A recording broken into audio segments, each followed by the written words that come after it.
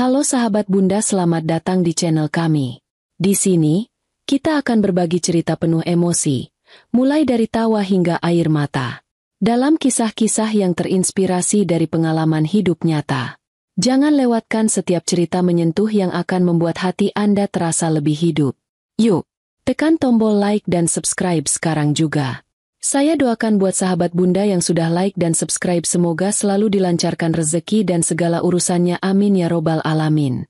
Mari kita mulai perjalanan penuh makna ini bersama. Selamat menikmati kisah-kisah yang kami sajikan.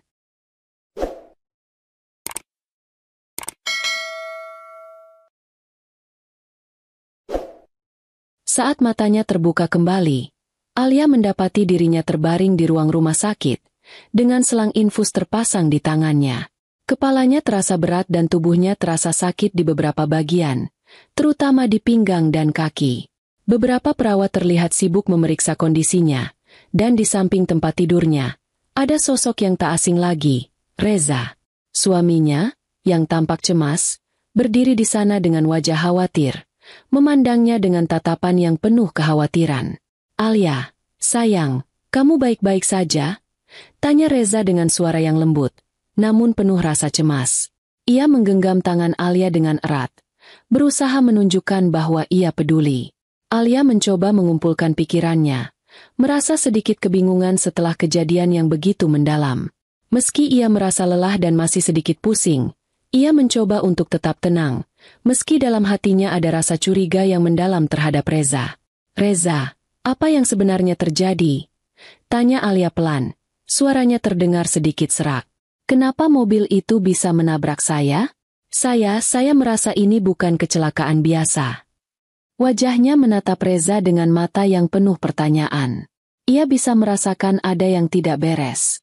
Perasaan curiganya semakin kuat, terutama setelah percakapan dengan Rifki sebelumnya.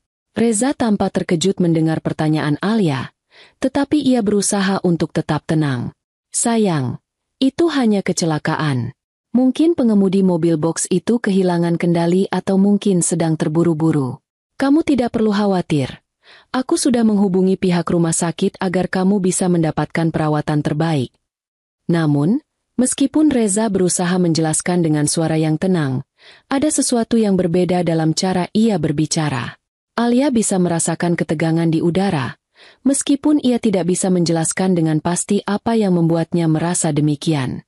Reza terlihat terlalu cepat untuk memberikan penjelasan, seolah-olah ia sudah siap dengan jawaban itu sebelumnya. Jelas bahwa Reza tidak menginginkan Alia mengajukan pertanyaan lebih jauh. Alia menarik napas panjang, berusaha untuk memusatkan pikirannya. Tapi, "Reza, ada yang aneh. Seperti ada yang disengaja. Saya merasa ada seseorang yang ingin saya terjatuh, atau itu memang sesuatu yang lebih besar dari sekadar kecelakaan biasa."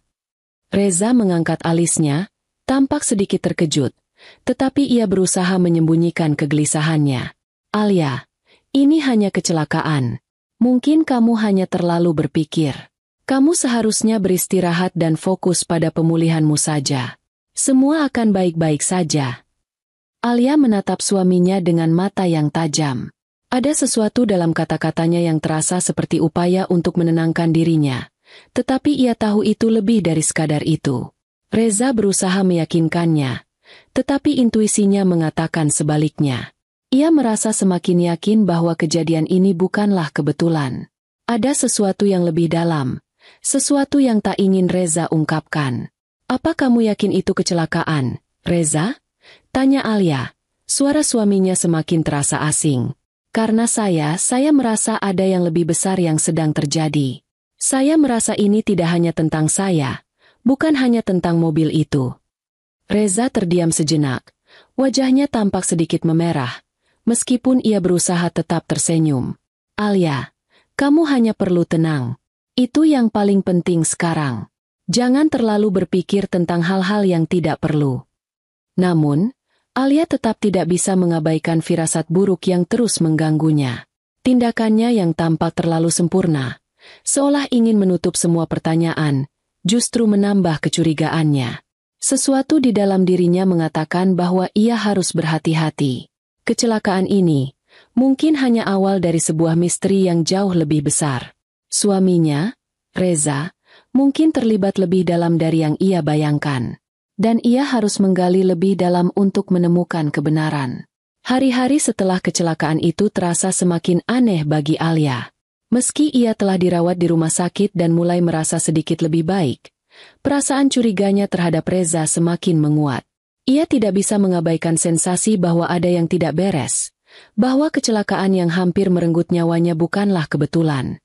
Reza, yang terus berusaha menenangkannya, tampaknya semakin menunjukkan sikap yang aneh. Terlalu banyak penjelasan yang terdengar tidak masuk akal, terlalu banyak penutupan terhadap pertanyaan-pertanyaan yang muncul di benaknya. Rifki, detektif swasta yang telah menyelidiki Reza, terus mengamati pergerakannya dari kejauhan. Rifki sudah menduga bahwa ada sesuatu yang lebih besar dari sekadar perselingkuhan yang ia temui sebelumnya. Sejak kejadian di bengkel mobil yang tampaknya terhubung dengan dunia gelap yang dikelilingi oleh preman, Rifki semakin merasa bahwa Reza terlibat dalam sesuatu yang lebih kejam. Mungkin terkait dengan usaha untuk menguasai harta atau membungkam Alia yang mulai curiga. Rifki, dengan sigap, mengikuti Reza dengan mobilnya sendiri, menjaga jarak agar tidak terdeteksi. Setelah beberapa waktu, Reza berhenti di sebuah kawasan yang tidak terlalu ramai. Area gudang tua yang tampaknya merupakan markas bagi preman-preman yang sering ia temui. Rifki melajukan mobilnya perlahan, mengamati dari kejauhan. Reza melangkah menuju sebuah pintu belakang, di mana para preman menunggunya. Dari dalam, terdengar suara gaduh, seperti suara percakapan yang semakin memanas. Rifki mengambil ponselnya dan mulai merekam percakapan tersebut, mencoba menangkap setiap detail. "Bodoh kalian semua!" Suara Reza terdengar dengan jelas. Amarahnya begitu membara. "Alia masih hidup. Apakah kalian tidak tahu betapa pentingnya ini? Semua sudah hampir selesai, tapi kalian gagal menjalankan tugas kalian dengan benar." Di dalam, beberapa pria tampak diam, memandang satu sama lain. Salah satu dari mereka, yang lebih tua dan terlihat lebih berpengalaman, berbicara dengan suara pelan namun tegas. "Kami sudah melaksanakan perintah, Reza. Mobil box sudah melaju seperti yang diinginkan. Kecelakaan itu harusnya membuatnya tidak selamat. Tapi dia terlalu cepat menghindar. Atau mungkin ada yang membantu dia." Reza mendengus marah. Langkahnya semakin mendekat ke meja tempat preman-preman itu duduk. "Tidak ada, mungkin. Itu seharusnya tidak terjadi." Rifki yang mendengar percakapan tersebut mulai menghubungkan titik-titik yang sebelumnya ia temukan. Selama ini, ia memang menduga ada sesuatu yang lebih besar dalam rencana Reza, dan kini ia mendengarnya langsung dari mulut Reza sendiri. Ternyata, kecelakaan yang menimpa Alia itu memang merupakan perintah langsung dari Reza. Rifki mengerti bahwa ia harus segera memberitahu Alia tentang apa yang baru saja ia dengar. Dengan hati-hati, Rifki menghubungi Alia. "Bu Alia, saya memiliki rekaman percakapan yang sangat penting. Saya sudah mendapatkan bukti bahwa kecelakaan yang menimpa Anda memang perintah dari Reza. Saya merekam semuanya, dan saya akan kirimkan kepada Anda segera." Alia yang mendengar suara Rifki yang tegas langsung merasa cemas namun juga lega. "Reza, benar-benar melakukannya?" tanya Alia. Suaranya bergetar namun penuh keyakinan. "Ya, Bu Alia. Ini adalah bukti yang tak terbantahkan. Saya akan kirimkan rekamannya. Anda perlu berhati-hati. Ini baru awal dari semua yang sedang terjadi," jawab Rifki. Alia menggenggam telepon itu dengan erat. Perasaannya campur aduk antara marah, kecewa, dan bingung. Beberapa hari setelah pulang dari rumah sakit, Alia masih merasa lelah. Namun rasa kecewa dan amarah terus menggerogoti pikirannya. Ia menghabiskan waktu di rumah, mencoba untuk mencerna semua informasi yang telah ia dapatkan dari Rifki. Reza, suaminya yang selama ini ia percayai, ternyata menyimpan begitu banyak kebohongan dan pengkhianatan. Namun, Alia tidak bisa hanya berdiam diri. Ia harus melakukan sesuatu. Suatu malam, ketika Alia sedang duduk di ruang tamu, memeriksa ponselnya, matanya tertuju pada sebuah pesan yang muncul di layar. Itu adalah pesan masuk dari seorang wanita bernama Laras, wanita yang sempat ia temui di apartemen beberapa waktu lalu. Perasaan Alia tiba-tiba bergejolak ketika membaca isi pesan tersebut. Harus berapa lagi menunggu sampai rencana kita sukses, sayang? Jantung Alia berdebar keras. Pesan itu jelas menunjukkan bahwa ada sesuatu yang lebih besar yang sedang direncanakan oleh Reza dan Laras. Rencana yang melibatkan dirinya. Dan yang lebih buruk lagi, rencana itu tampaknya sudah cukup jauh berjalan. Alia merasa marah, namun juga semakin penasaran dengan apa yang sebenarnya sedang terjadi. Dengan tangan yang gemetar, Alia segera menghubungi Rifki. Rifki, saya butuh bantuanmu. Saya baru saja melihat pesan dari Laras, salah satu perempuan yang bersama Reza. Pesan itu mengatakan, harus berapa lagi menunggu sampai rencana kita sukses, sayang? Apa yang sedang mereka rencanakan? Rifki, yang sudah mengetahui betapa seriusnya situasi ini, merespons dengan suara tenang namun penuh tekad. Bu Alia, ini semakin jelas. Rencana mereka pasti besar, dan mereka tidak akan berhenti hanya dengan kecelakaan yang menimpa Anda. Saya akan menyusun strategi untuk memantau mereka lebih dekat. Kita harus tahu persis apa yang mereka rencanakan, dan secepatnya. Alia mengangguk meski tak ada yang bisa dilihat. Saya ingin kita memergoki mereka. Saya ingin tahu apa yang sebenarnya mereka lakukan, apa yang mereka sembunyikan. Rifki berpikir sejenak sebelum memberikan responnya. Saya akan menyelidiki lebih lanjut, Bu Alia. Saya akan mulai dengan memantau gerak-gerik Reza dan Laras secara lebih intensif. Kita harus mencari bukti yang lebih konkret, dan tentu saja, kita harus berhati-hati. Mereka bisa saja tahu jika kita mulai terlalu dekat. Setelah percakapan itu, Alia mulai mempersiapkan diri untuk apa yang akan datang.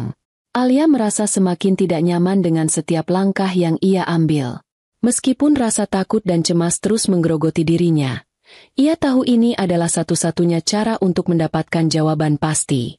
Setelah mendengar laporan dari Rifki dan melihat pesan Laras, Alia memutuskan untuk membuntuti Reza sendiri. Ia ingin memastikan apakah semua yang ia duga benar. Pada suatu sore, ketika Reza mengemasi tas kerjanya dan keluar dari rumah, Alia dengan hati-hati mengikuti dari belakang, bersembunyi di balik mobilnya. Dengan hati-hati, ia memastikan untuk tidak terdeteksi, memarkirkan mobilnya beberapa blok dari tempat tujuan. Ia melihat Reza masuk ke dalam sebuah kafe kecil yang terletak di jalan yang agak sepi, tempat yang biasanya tidak dipilih untuk pertemuan biasa. Itu adalah salah satu tempat yang Alia tidak terlalu familiar.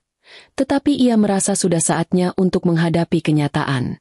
Alia duduk di dalam mobil, menunggu dengan sabar, sambil sesekali memeriksa ponselnya untuk memastikan Rifki tahu posisinya.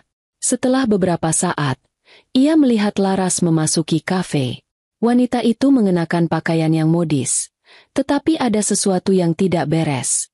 Senyuman Laras tampak terlalu tajam, seperti ada sesuatu yang direncanakan. Alia menahan napas dan menyembunyikan dirinya lebih dalam di kursi mobil, memastikan bahwa ia tetap tersembunyi. Alia mengamati lewat kaca spion. Reza dan Laras duduk di pojok kafe, berbicara dengan serius. Meskipun keduanya berusaha berbicara dengan tenang, Alia bisa melihat ada ketegangan di antara mereka.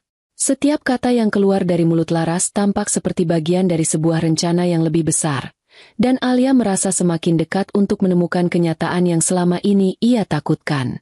Dari posisinya, Alia dapat mendengar suara mereka sedikit demi sedikit. Ketika ia memperhatikan lebih seksama, Laras mengeluarkan sebuah botol kecil dari tas tangan. Botol itu tampak tidak mencolok, namun Alia bisa melihat bahwa ada cairan di dalamnya yang berkilau di bawah cahaya lampu kafe. Ini, kata Laras sambil memberikan botol itu pada Reza dengan tangan yang sedikit gemetar.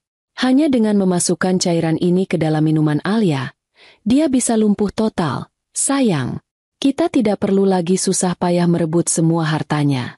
Begitu dia tak bisa bergerak, dia takkan bisa melawan, dan kita bisa dengan mudah mendapatkan semua harta yang kita inginkan. Alia merasa seluruh tubuhnya membeku. Apa yang baru saja ia dengar? Cairan untuk melumpuhkan dirinya? Suaminya, Reza, yang selama ini ia percayai, berkolaborasi dengan Laras untuk meracuni dirinya, agar mereka bisa merebut hartanya dengan mudah? Reza tampak ragu sejenak, namun wajahnya segera berubah keras. "Kau yakin ini akan berhasil?" tanyanya, masih memegang botol tersebut, tatapannya penuh keteguhan. "Percayalah," jawab Laras dengan senyum licik. "Dengan cairan ini, kita bisa mengakhirinya tanpa ada yang tahu. Tidak ada yang akan menduga. Dia akan jatuh, dan kita akan bebas." Alia merasa hatinya seperti dicabik-cabik mendengar itu. Ini lebih dari sekadar perselingkuhan. Ini adalah upaya terencana untuk merusaknya, secara fisik dan finansial. Mereka ingin menghapuskan dirinya dari gambaran hidup mereka, dan bahkan lebih buruk lagi, mereka ingin memastikan agar ia tidak bisa melawan. "Jangan buang-buang waktu," Laras melanjutkan, bersikeras. "Kita bisa segera menyelesaikan semuanya. Kita harus segera bertindak." Reza menatap botol di tangannya dengan ekspresi bingung. Namun, Alia bisa melihat dengan jelas bahwa ia sudah membuat keputusan. Tanpa ragu, Reza akhirnya mengangguk. "Kita lakukan," katanya dengan suara datar. "Ini akan mengakhiri semuanya, Laras." Alia merasa dunia seolah berputar di sekelilingnya. Reza, suaminya yang selama ini ia percayai, ternyata adalah bagian dari rencana busuk ini. Perasaan marah, kecewa, dan takut campur aduk dalam dirinya. Semua yang ia anggap aman dan benar selama ini ternyata hanyalah kebohongan besar. Setelah mendengar percakapan yang mengerikan antara Reza dan Laras, hati Alia berdegup kencang. Namun di balik ketakutannya, muncul rasa tekad yang kuat. Ia tahu bahwa ini adalah titik balik dalam hidupnya. Tidak hanya soal perselingkuhan, tetapi tentang keselamatan dirinya dan hak-haknya. Jika mereka berniat untuk mencelakakannya, maka ia harus melawan dengan cara yang lebih cerdas. Alia, dengan tangan gemetar, mulai merekam percakapan mereka menggunakan ponselnya. Meski sangat berisiko, ia merasa ini adalah satu-satunya cara untuk mendapatkan bukti yang sah untuk membawa mereka berdua ke pengadilan.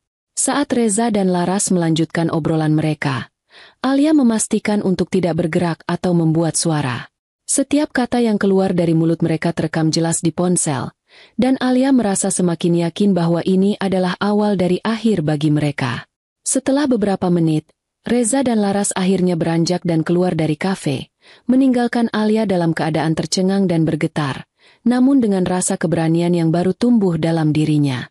Segera setelah mereka pergi, Alia menghubungi Rifki dengan cepat.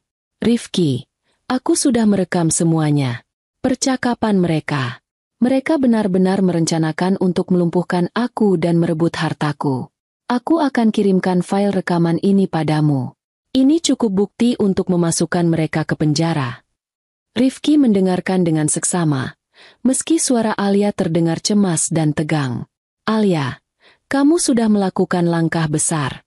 Rekaman itu sangat penting. Aku akan pastikan kita menggunakan bukti ini sebaik-baiknya. Tapi kita harus melangkah hati-hati. Ini bukan perkara yang bisa kita tangani dengan gegabah. Kamu perlu berhati-hati karena mereka pasti akan merasa terancam." "Aku tahu," jawab Alia dengan suara penuh tekad. "Aku akan mengirimkan rekaman ini ke ponselmu. Dan aku ingin kita mulai merencanakan langkah selanjutnya. Mereka berdua harus dihentikan. Rifki, aku tidak akan biarkan mereka lolos begitu saja." Setelah mengirimkan rekaman percakapan yang telah ia simpan dengan hati-hati, Alia merasa sedikit lebih tenang. Namun, ketakutan dan rasa marahnya tidak bisa sepenuhnya hilang. Ia tahu bahwa permainan ini baru saja dimulai, dan apa yang akan terjadi selanjutnya sangat bergantung pada langkah-langkah yang akan mereka ambil bersama Rifki. Hari itu, setelah beberapa waktu mengatur strategi, Alia akhirnya menemui Rifki di kantor detektifnya. Ruangan itu penuh dengan peta, dokumen, dan foto-foto yang disusun rapi, semua bukti yang terkumpul selama penyelidikan. Rifki terlihat serius ketika melihat bukti rekaman yang telah diberikan Alia. "Ini benar-benar bukti yang kuat, Bu Alia," kata Rifki, sambil memutar rekaman di komputernya. "Kita bisa gunakan ini untuk melaporkan mereka ke pihak berwajib. Tapi, kita harus melakukannya dengan cermat. Reza dan Laras pasti tidak akan tinggal diam. Mereka akan berusaha menghalangi kita." Alia mengangguk, merasakan tekad yang semakin kuat dalam dirinya. Aku tidak akan biarkan mereka menang. Mereka harus bertanggung jawab atas perbuatan mereka. Aku sudah cukup menderita. Aku tidak bisa membiarkan mereka merusak hidupku lebih jauh. Rifki melirik dokumen-dokumen di meja kerjanya dan mulai merancang langkah-langkah konkret. Kita akan mulai dengan melaporkan mereka ke pihak berwajib dengan bukti ini. Aku akan berbicara langsung dengan polisi dan memastikan bukti ini diterima dengan baik. Sementara itu, kita juga harus memantau mereka lebih dekat, karena mereka mungkin mencoba untuk menghapus jejak. Benar, jawab Alia dengan tegas. Aku juga akan memastikan bahwa semua informasi tentang mereka, baik itu keuangan, properti, dan kegiatan mereka, semuanya kita gunakan untuk menjerat mereka. Alia dan Rifki merencanakan langkah-langkah berikutnya dengan hati-hati. Mereka memutuskan untuk mengumpulkan bukti-bukti tambahan dari berbagai sumber, termasuk pengakuan lebih lanjut dari orang-orang yang mungkin terlibat dalam jaringan tersebut. Suasana di kamar itu sangat sunyi. Alia terbaring di atas tempat tidur, matanya setengah terpejam, tetapi hatinya berdegup kencang. Ia bisa mendengar langkah kaki Reza yang mendekat, langkah yang berat, seakan ia merasa telah berhasil memenangkan segalanya. Alia tahu, ini adalah momen penting. Tiba-tiba, pintu kamar terbuka perlahan. Reza masuk dengan langkah ringan.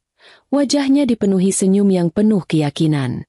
Di tangannya, ia membawa sebuah gelas berisi cairan berwarna bening yang berkilau di bawah cahaya lampu. Senyum Reza semakin lebar saat melihat Alia terbaring di tempat tidur. "Alia," katanya dengan nada lembut, seperti seorang kekasih yang penuh perhatian. "Aku tahu kamu merasa sangat lelah. Ini akan membuatmu merasa lebih baik. Sayang. Aku sudah menyiapkan minuman favoritmu." Alia bisa mendengar ketulusan palsu dalam suaranya, yang seakan-akan meyakinkan dirinya sendiri bahwa ini adalah keputusan yang benar. Ia berpura-pura menatap Reza dengan mata yang berat dan lelah, memberikan tanda bahwa ia siap menerima minuman itu. Reza duduk di samping ranjang, memperhatikan Alia dengan penuh kasih sayang. Ia menyodorkan gelas itu dengan penuh cinta, berharap Alia merasa tenang. "Kau harus meminumnya, Alia. Ini akan membuatmu tidur nyenyak. Setelah ini, semuanya akan baik-baik saja. Kita bisa mulai hidup bersama dengan damai." Alia menatap gelas itu sejenak, tahu bahwa dalam cairan itu terdapat racun yang bisa membuatnya lumpuh. Meski begitu, ia harus berpura-pura menerima semua ini, karena inilah kesempatan terakhir untuk menjebak Reza. Dengan tangan gemetar, ia meraih gelas itu dan memandang Reza sekali lagi. "Aku percaya padamu, Reza," katanya dengan suara pelan, pura-pura lemah. "Terima kasih sudah peduli padaku." Reza tersenyum lebar, merasa puas karena Alia masih mempercayainya meskipun keadaan sudah begitu menegangkan. Ia bahkan sedikit menyentuh tangan Alia dengan lembut, seolah menunjukkan perhatian yang mendalam. "Aku hanya ingin yang terbaik untukmu, sayang," ujarnya, berusaha terdengar sehangat mungkin. Alia pura-pura menenggak minumannya padahal minumannya hanya disimpan dalam mulutnya dan tidak ditelan. Alia meletakkan gelas itu kembali di meja kecil di samping ranjang, berpura-pura merasa semakin lemah. Ia merasakan keanehan mulai menyebar di tubuhnya, rasa kaku yang perlahan merayapi tubuhnya. Ia menundukkan kepalanya, pura-pura pusing dan tidak bisa lagi membuka mata. Reza, yang merasa semakin yakin, berdiri dengan senyum penuh kemenangan. "Kau akan tidur nyenyak sekarang, dan ketika kau terbangun, semuanya akan berbeda, Alia. Kita akan memiliki hidup baru bersama, hanya aku dan kau," katanya, suara penuh kebanggaan. Alia, meskipun tubuhnya terasa kaku, tetap memejamkan matanya. Dalam hati, ia tahu bahwa waktunya untuk berpura-pura telah tiba. Alia langsung pura-pura pingsan dan tidak berdaya. Reza, yang merasa telah berhasil, duduk di sebelah ranjang dan tersenyum lebar. Kemudian, Reza melirik Alia dengan senyum penuh kemenangan dan berkata dengan nada meremehkan, "Mampus kau, Alia. Semua harta yang kau miliki ini akan jadi milikku. Kau sudah minum racun lumpuh, dan sekarang kau tidak akan bisa berbuat apa-apa lagi. Alia, kau takkan bisa melawan lagi," bisik Reza dengan suara datar, seperti sedang menantikan saat kemenangan. Semua harta yang kau miliki, semuanya akan jadi milikku. Alia terbaring diam, pura-pura tak bergerak, matanya tertutup rapat. Beberapa menit berlalu, dan ruangan itu terasa begitu sunyi. Hanya ada suara detak jam yang terdengar di kejauhan. Reza, yang merasa yakin bahwa Alia sudah tidak bisa bergerak lagi, duduk di kursi sebelah ranjang dengan senyum puas di wajahnya. Ia memandang Alia yang tak bergerak, yakin bahwa semua usahanya telah berhasil. Namun, tiba-tiba, tanpa peringatan, Alia membuka matanya perlahan. Pandangannya samar-samar, tetapi dengan kekuatan yang tersisa, ia menatap Reza dengan tatapan tajam, penuh kecurigaan dan kemarahan yang tersimpan rapat. "Reza," katanya dengan suara pelan namun penuh keyakinan, meskipun tubuhnya masih terasa lemah. "Oh, jadi selama ini rencana bejatmu, membunuhku untuk semua harta yang kumiliki." Reza terkejut, matanya membelalak lebar seketika. Ia tidak menyangka bahwa Alia masih bisa sadar, apalagi bisa berbicara dengan begitu jelas. Rencananya, yang semula tampak sempurna, kini seakan berantakan di hadapannya. Kau masih sadar?" tanya Reza dengan nada terkejut dan sedikit panik. Ia berdiri dengan cepat, berjalan mundur beberapa langkah, tidak percaya dengan apa yang baru saja terjadi. "Apa yang kamu maksud dengan rencana bejat? Kau tidak mungkin tahu." Alia tersenyum tipis, meskipun tubuhnya masih terasa sangat lemah. "Oh, Reza, kau terlalu percaya diri. Aku tahu segalanya. Aku tahu tentang Laras, tentang racun yang kau masukkan ke dalam minumanku, dan tentang rencanamu untuk merebut semua hartaku." Suaranya kini lebih tegas, meskipun ia harus berusaha keras untuk menahan rasa sakit akibat efek racun itu. Reza tampak panik, keringat dingin mulai menetes di dahinya. Ia mencoba untuk tetap tenang, meskipun dalam hatinya ia tahu bahwa semua yang telah ia rencanakan mungkin akan hancur seketika. "Kamu tidak tahu apa yang kamu bicarakan, Alia. Ini bukan apa-apa. Aku hanya ingin kita hidup bahagia bersama," jawabnya dengan terbata, berusaha menyembunyikan kegelisahannya. Alia tertawa miris, meskipun suaranya terdengar lemah. "Kebahagiaanmu, Reza, adalah kebohongan belaka. Kau hanya memikirkan dirimu sendiri. Kau berani merencanakan ini semua. Tapi kau lupa satu hal." Ia menarik napas dalam-dalam, berusaha untuk tetap mengontrol dirinya. "Aku sudah mempersiapkan segalanya. Buktinya ada, dan kau tak akan bisa lolos." Reza terdiam sejenak. Matanya berpindah dari Alia ke ponsel yang terletak di meja kecil di samping ranjang. Alia bisa merasakan ketegangan di udara. Reza mulai curiga ada sesuatu yang tidak beres. "Apa yang kau lakukan, Alia? Apa maksudmu dengan segala sesuatu?" tanyanya. Suaranya kini semakin rendah dan penuh ancaman. Alia mengangguk perlahan, meskipun tubuhnya masih terasa sangat kaku. "Aku tahu apa yang kau rencanakan. Aku juga tahu tentang hubunganmu dengan Laras. Semuanya sudah terekam, dan aku sudah menghubungi seseorang yang bisa membantuku." Ia tersenyum tipis, meskipun dengan perasaan lega yang mendalam. "Rencanamu sudah berakhir, Reza. Kau tidak akan bisa mendapatkan apa-apa." Reza berdiri di depan ranjang dengan wajah penuh amarah dan ketakutan. Ketika Alia mengungkapkan bahwa segala rencananya telah terekam dan dia tidak akan lolos, perasaan terpojok membuatnya kehilangan kendali. Tanpa kata, ia melangkah cepat mendekati Alia yang masih terbaring lemah di tempat tidur. Matanya terbakar oleh kemarahan yang tak terkendali, dan tangan kanannya bergerak menuju leher Alia, bertekad untuk menyingkirkannya, untuk memastikan bahwa tidak ada jejak yang tertinggal dari kejahatannya.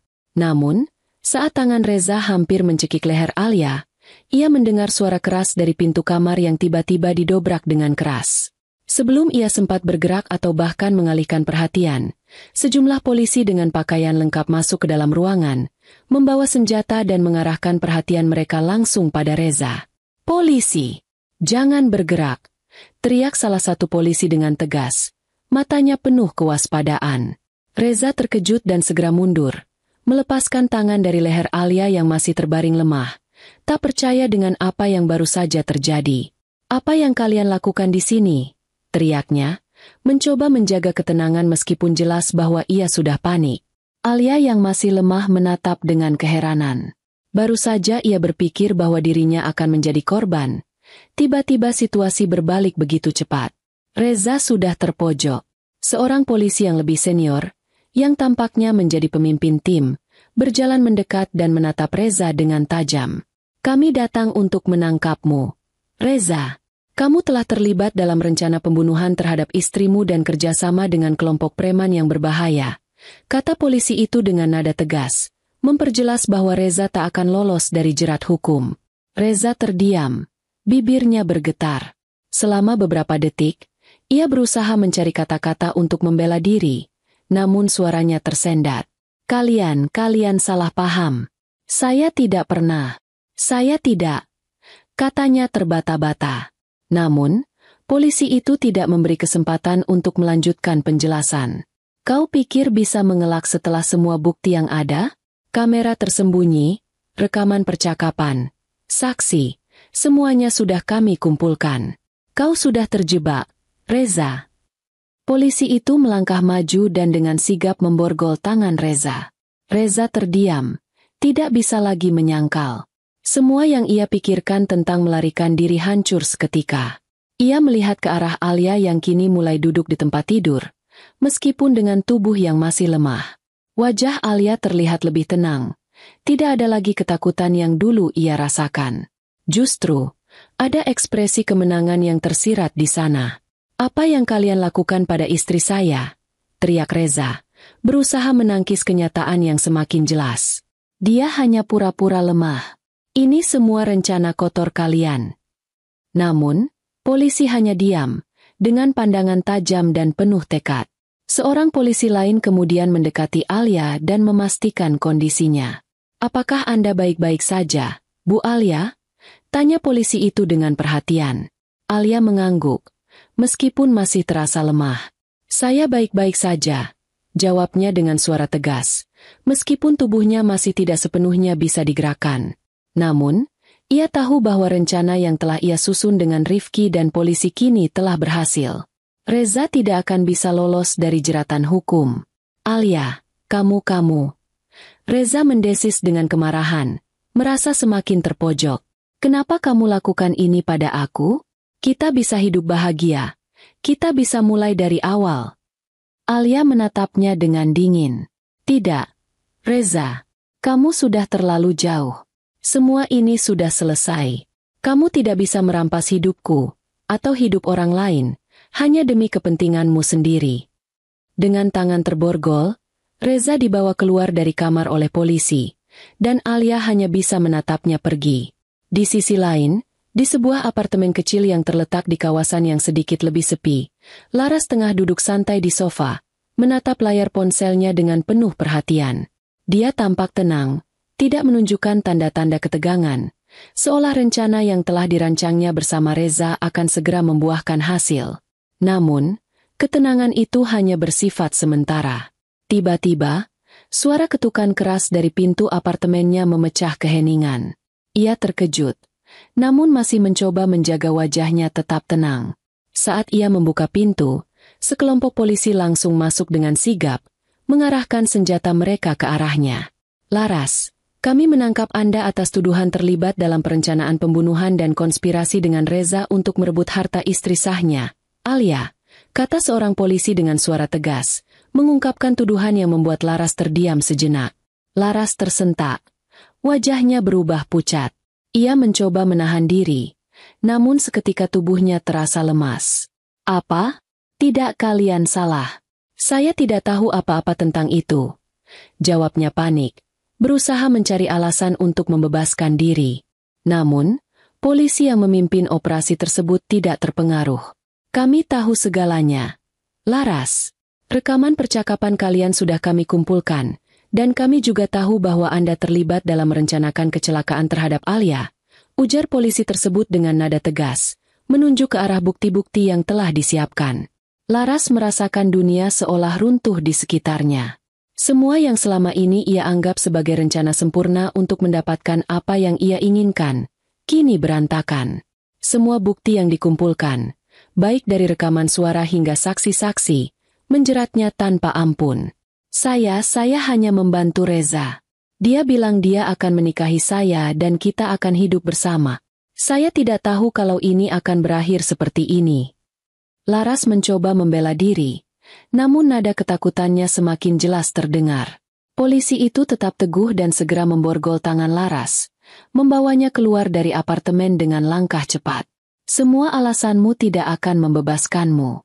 Kamu akan menjalani proses hukum untuk semua yang telah kau lakukan.